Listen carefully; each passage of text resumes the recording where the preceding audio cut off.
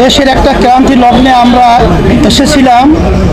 সম্মানিত অন্তর্বর্তীকালীন সরকারের প্রধান উপদেষ্টা আমাদের সম্মানিত ইউনূস সাহেবের সাথে আমরা একান্ত আলোচনার জন্য, সেখানে আমাদের আপিন্দি ভাই তো কথাগুলো বলেছে, তবে আমরা তাকে বলেছিলাম যে জুলাই আগস্টের যে অভ্যুত্থান হয়েছে, হাজার হাজার মায়ের কোল সন্তান হারা হয়েছে, অনেক আমার উদীয়মান বাংলাদেশের ভবিষ্যৎ সন্তানগুলো চক্ষু হারিয়েছে, অনেকে পঙ্গুত্ব বরণ করেছে।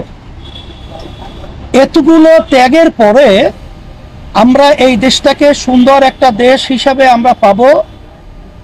আমরা বলেছিলাম সম্মানিত উপদেষ্টাকে প্রধান যে আপনি তখন আমাদের দেশে ছিলেন না, আমাদের দেশ এবং আমাদের দেশের মানুষের প্রয়োজনে আমরা আপনাকে নিয়ে এসেছিলাম। আমরা একত্রে সুন্দর দেশ গড়ার লক্ষ্যে মাঝখানে চলার পথে আপনি হয়তোবা কষ্ট পেয়েছেন বা আপনাকে কাজ করার সুযোগ দেওয়া হচ্ছে না, বিভিন্ন কায়দায় মানসিক ব্রেন বিভিন্ন ধরনের টর্চার আপনার উপরে চলছে, এটা আমরা অনুভব করছি। আমরা বলছি যে আমরা যদি যারা নাকি রাজপথে দেশ গড়ার যোদ্ধা রয়েছে, এখানে আমরা জিতলে একসঙ্গে জিতবো, ঠকলেও একসঙ্গে ঠকবো, কিন্তু মাঝ পথে আপনি রণভঙ্গ দেবেন আর মাঝপথে সমুদ্রে আপনি আমাদেরকে ফেলে চলে যাবেন, এটা হতে পারে না। এই ধরনের চিন্তা আপনার মাথায় যেন না আসে, এইটা আমরা আশ্বস্ত করেছি।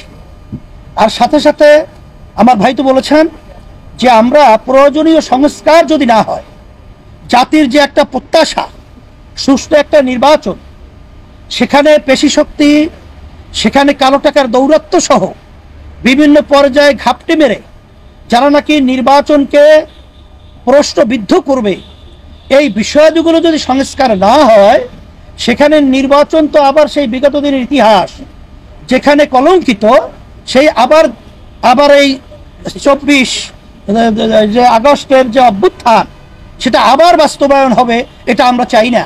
এই জন্য আমরা বলছি প্রয়োজনীয় সংস্কারগুলো আপনারা দৃশ্যমান তরিত আপনারা এটা করবেন।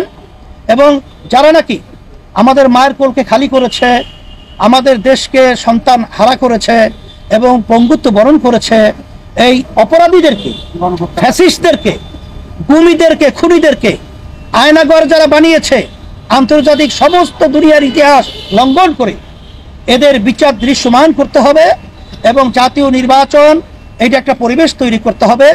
আর সাথে সাথে আমরা স্থানীয় নির্বাচনের ব্যাপারেও আমরা বলছি, এটা যদি আগে হয় তাহলে কালো টাকা এবং পেশি শক্তির প্রভাবটা সেখানে এলাকায় ওভাবে তারা করতে পারবে না, বিধায় সুন্দর একটা জনপ্রতিনিধি একটা প্ল্যাটফর্ম তৈরি হবে, এটা আমরা আলোচনা করেছি। আর সাথে সাথে আপনাদের সকলকে আমরা ধন্যবাদ জানাই এর জন্যে যে আমরা যেন এই দেশ গড়ার ব্যাপারে আমরা সবাই একাকার হয়ে অন্তর্বর্তীকালীন সরকার সহ এবং যারা আমরা রাজনৈতিক জুলাই অভ্যুত্থানে যোদ্ধা যারা আমরা ছিলাম, প্রশাসন সহ, সাংবাদিক বন্ধুরা সহ সকলকে আমরা একত্রিত হয়ে আমরা দেশ গড়ার ব্যাপারে আমরা যেন একাকার হয়ে কাজ করতে পারি। আপনাদের সকলকে ধন্যবাদ জানাচ্ছি এবং আমাদের আলোচনা অত্যন্ত সুন্দর ফলপ্রসূ হয়েছে। এবং বলেছি আমরা যে আমাদের সকলেই আমরা অনেকে তো দাবি করি ডিসেম্বর নির্বাচন হওয়া, 25, কেউ দাবি করি রমজান, কেউ দাবি করি অমুক।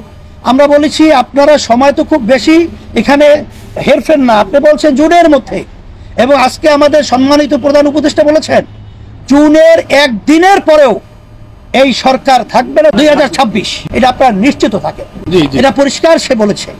তা সেই হিসেবে আমরা এটা আস্থা রাখতে পারি, বিধায় আজকে আলোচনা খুব সুন্দর হয়েছে এবং আমরা সবাই দেশ গড়া ব্যাপারে আর যে আমাদের যে একটা ভয় ছিল, অন্ধকারের মেঘ ছিল, সেটা আল্লাহর রহমতে অনেকটা কেটে গেছে।